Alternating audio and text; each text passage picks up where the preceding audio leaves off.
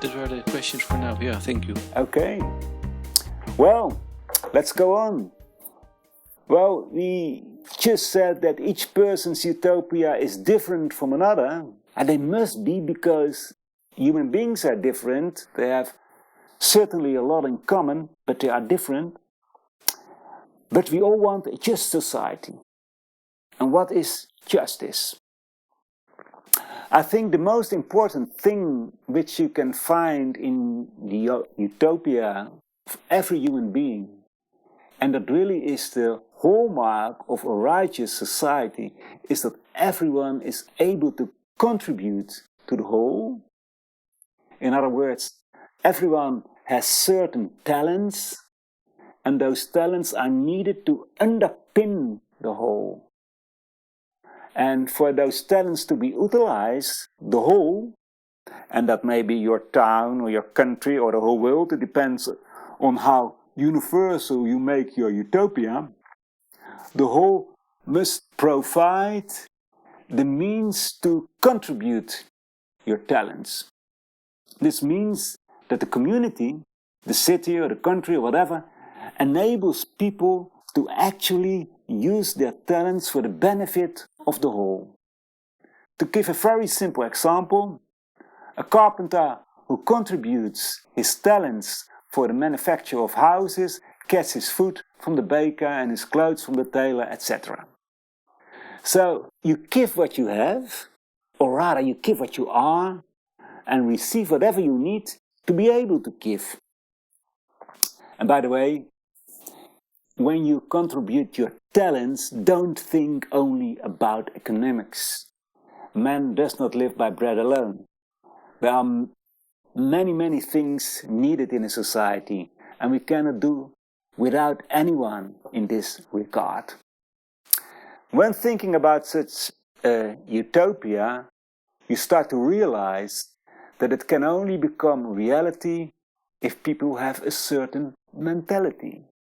You must learn to see that it is better for everyone if you do not put your own interests first, but the interests of the whole. You have to learn to be so.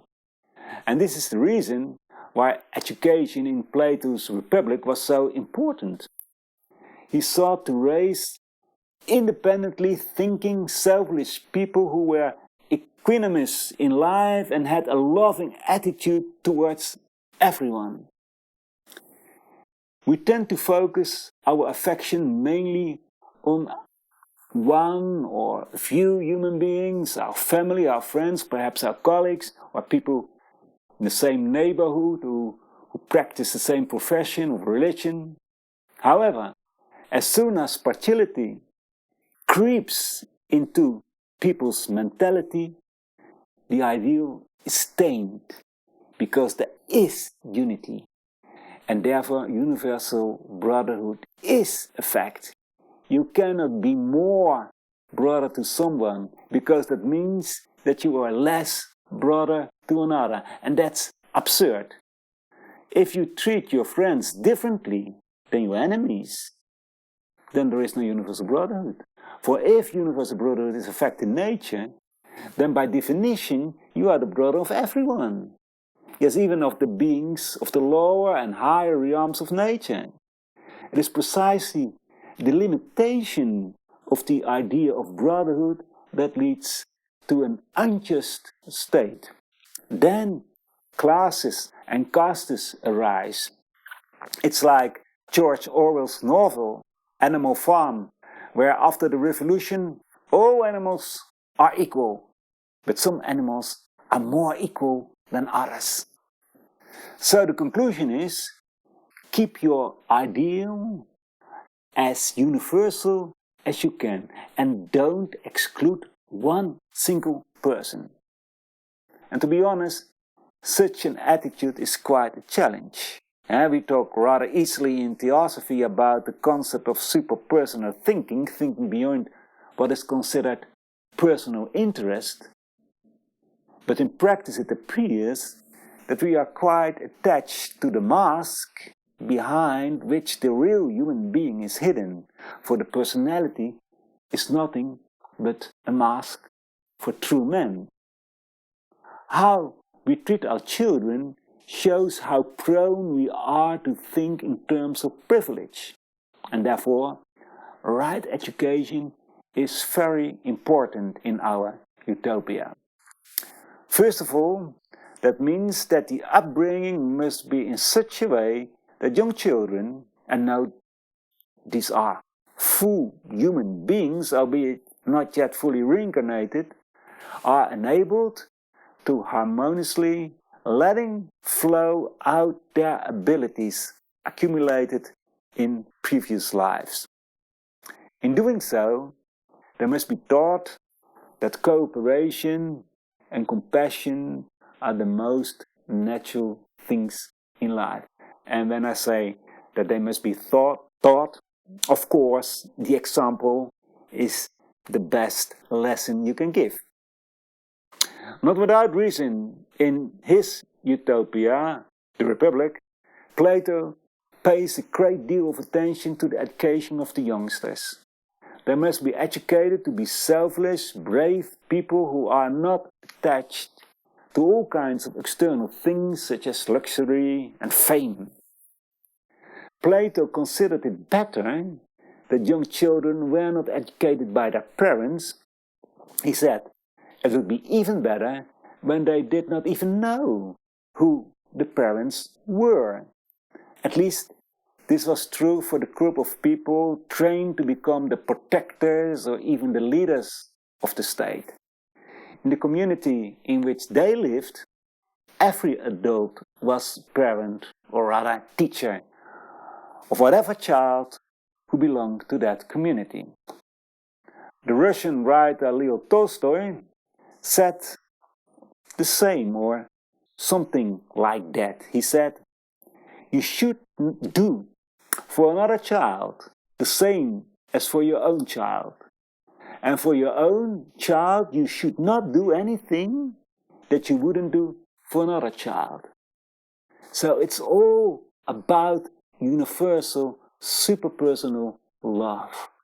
Love humanity as a whole. In the ideal world, one country, one nation does not feel better than another. Such a nation strives for international justice, just like in a small community, in the world community, each nation contributes according to its ability and must be enabled by other nations to do so. And just like a country or a city or a district, each country has something to give, something to offer. And again, don't just think about economics, but each country has its wisdom tradition. We can learn from each other. Nationalism, the selfishness of a nation, is at all times contrary to the idea of universal brotherhood, which, after all, excludes no one and privileges no one. So, do not put your country in the first place, put humanity as a whole in the first place.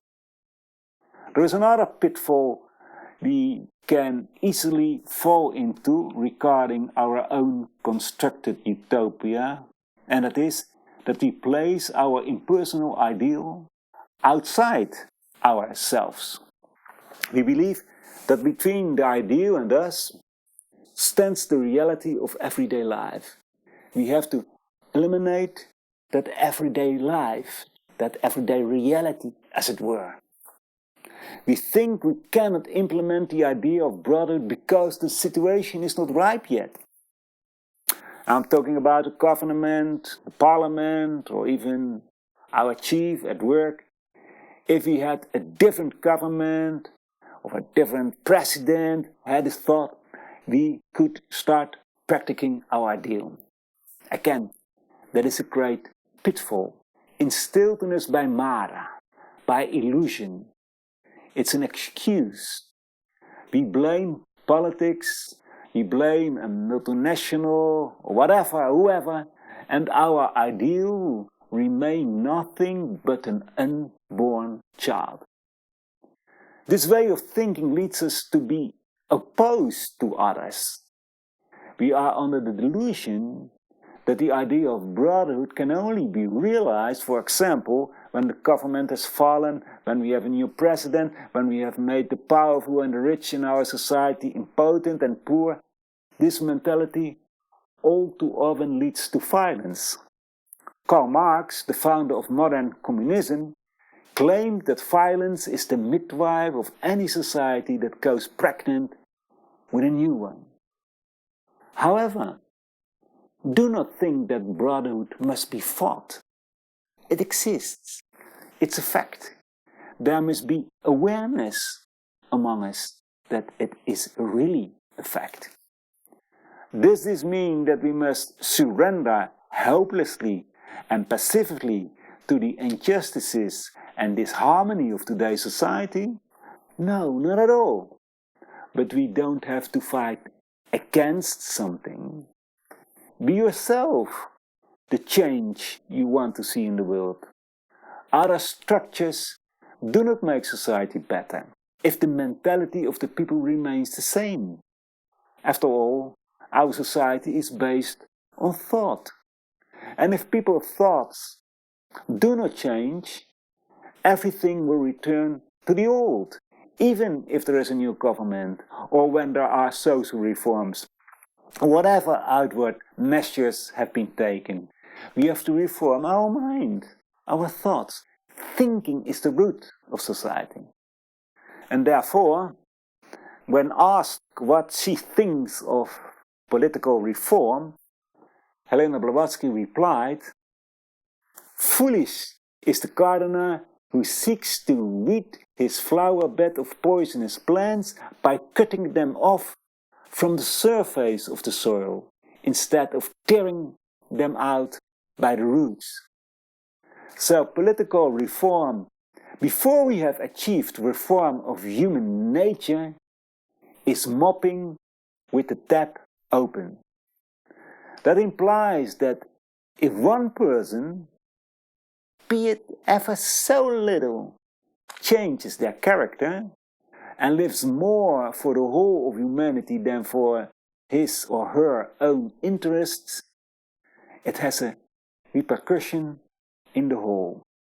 It may be a small effect, and it may not make the front page of the newspapers, but it helps more than enforcing a new law or impeaching a president.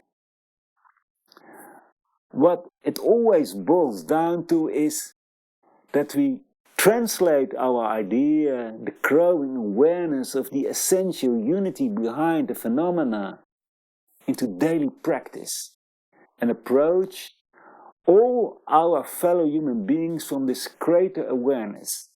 And that means that we must approach them compassionately. Now, the word compassion is, in my opinion, a little eroded the last years. I will not give examples of how it is used today by many, because I think it makes more sense to tell what Theosophy understands by it. According to Theosophy, compassion is sympathetic understanding, the sense of one's unity with all that is, resulting in an intimate, magnetic sympathy with all that is. And therefore, compassion is not a feeling that sometimes evokes in you when you see somebody suffer. You would rather call such a feeling pity. Of course, it's a beautiful feeling, there's nothing wrong with being pitiful, but it's not compassion as we see it. Compassion is the most essential attitude of life, and that is the mentality, the attitude of life that most closely corresponds to the structure and the laws of the cosmos, because the cosmos exists and is based on cooperation and brotherhood. And therefore, Helena Blavatsky says in The Voice of the Silence, "Canst thou destroy divine compassion?" Compassion is not an attribute, it's the law of laws, eternal harmony. Alaya's self, a shoreless, universal essence, the light of everlasting right and fitness of all things, the law of love eternal. And the more thou dost become one with it, thy being melted in its being, the more thy soul unites with which is, the more thou wilt become compassion absolute. The Sanskrit word alaya has a very profound meaning. I think just about that word alone you can give a lecture. Literally it means non-dissolution, the indissoluble. Very briefly, you can say it's the source of all beings and things. So if compassion is the self of alaya, it is the self of the source of everything. And therefore, it is the essence of the essence, the heart of all things. And that is right, because everything emanates from the source, exists thanks to and with and through each other. Everything is connected, intermingled into a great web of life in which every thread is a being that can only exist because of all other beings. They belong to each other. So everything exists because of compassion, and that's why it's the law of laws. It means for us that compassion is an attitude of life, a way of thinking, a way of being. It means seeing yourself as a part of the whole. If you really realize that, then you know it. You feel it to every fiber in your consciousness. Then you cannot help but be compassionate. Then you can sit quietly in your room, walk through the streets of a big city, or be high in the mountains. You are compassionate. So, in your dealings with others, you cannot be anything else than what you are. So you are always compassionate. The highest form of compassion is that you figure yourself out completely for others.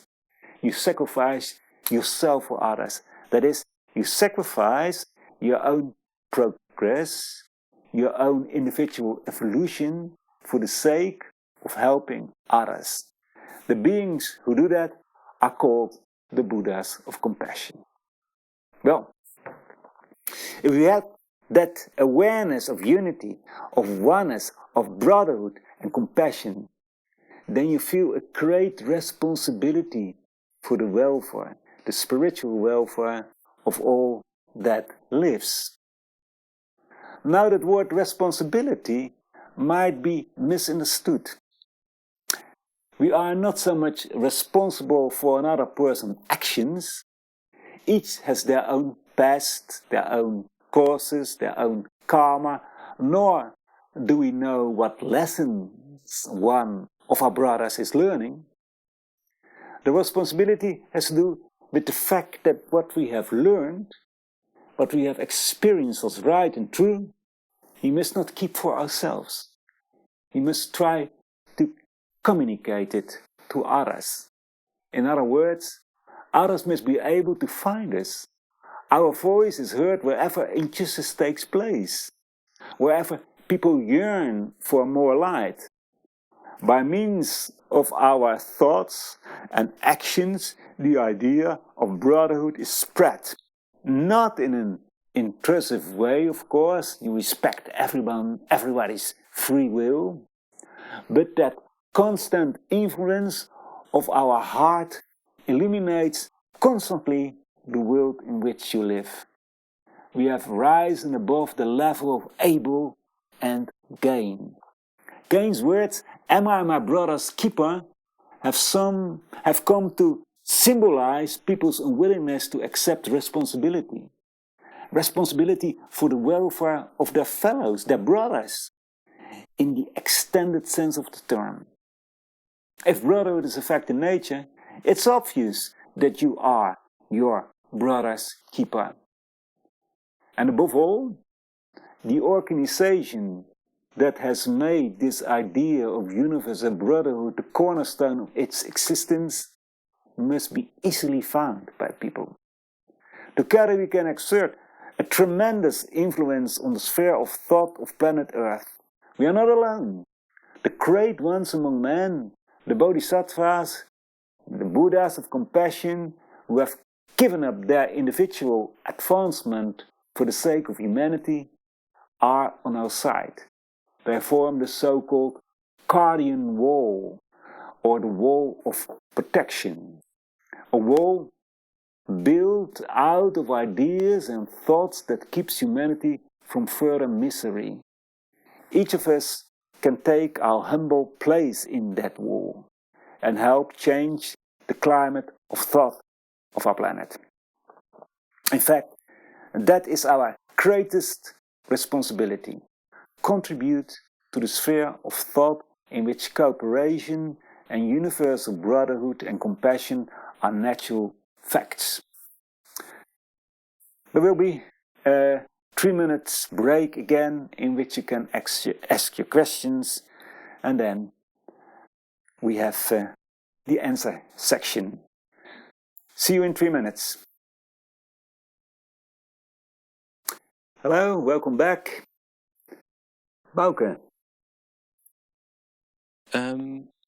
Somebody says, I heard once this possibility, if you go to another country this summer, try to find in that country the centers of real inner reform. You open yourself for the deeper dimensions of that country. Maybe you can react. Yeah, I think that person who asked that question has listened to the talk we had, the three of us, about Helena Blavatsky 2 or 3 weeks ago on Wednesday. And when we were talking about the early life of Helena, when she went to all those different countries and to the mystery center of those countries, and she did that because she wanted to reopen all the mystery forces who were closed, but now the time was ripe to reopen them again. At least that's what we think she did, because she went just to all those countries where were mystery schools in the past. So if you go to another country, I don't want to give you any illusion, because a lot of those mystery schools of the past are now nothing more but places for tourists, economic places where people try to earn a lot of money. If you go to Egypt, to the pyramids, or you go to Stonehenge in England, or you go to the Delphi near Athens in Greece, I think there are millions of tourists who so there is no mystery school anymore. I think that every country has, of course, its spiritual people, but how to find them? Well, if you are spiritual yourself and you live according to your most inner spiritual and compassionate ideal, and the second part of the talk I told you that of the first, that everyone is a magnet, so you will attract people if you live according to your spiritual ideas. You may attract them on the camping, you may attract them in a restaurant or wherever you go, near the sea. But if you just are looking for pleasure and for entertainment, well, you probably won't find people who are interested in things like a universal brotherhood. So, the most important thing is, be the change yourself. Be yourself compassionate and be yourself spiritual, and then you will find people who are like you. And then it doesn't matter if you go to Belgium or stay in the Netherlands or go to Spain or whatever. But if you go on vacation just for fun and just for, excitement and all that things, well, you will get it. You will get what you're looking for. So, you know, the best spiritual thoughts and ideas you get from Theosophy. So, if you really want to experience spirituality, you know, read a Theosophical book. Go into the nature, go into the dunes or whatever, and think about it, ponder about it. You don't need to go to other countries. Of course, you may if you want, and sometimes it's maybe a big inspiration to be high in the mountains, for instance, in the Pyrenees or in the Alps, and you know, think about all the beautiful things. In fact, it's very. I think it's good because in our human evolution, we cannot 365 days a year be active. So most of us need some rest. That's good. That's okay. And I think, but of course, everybody's free to do what he wants. But I think it's good if you take your rest that you should not, but my advice, take some moments to reflect, to meditate on those things as brotherhood, on the fact that brotherhood is a fact in nature, or just think about what is compassion. Think about your own utopia. Think about what it means that this outer world is just an illusion and that there is an inner world. Think about reincarnation, about karma. Think about those lofty, beautiful teachings and try to integrate these ideas in your own consciousness. And then, 2 or 3 weeks holiday will be very, very fruitful. If you go to the beach and stay 2 weeks on the beach, okay, it's your choice. But I think it's in the perspective of evolution, to make something out of your life. And we live only 70, 80, 90 years maybe. We have to use all those moments to develop ourselves spiritually, in insights. So use your vacation for, a more thoughtfully profound meditation on those thoughts. Well, that's my idea.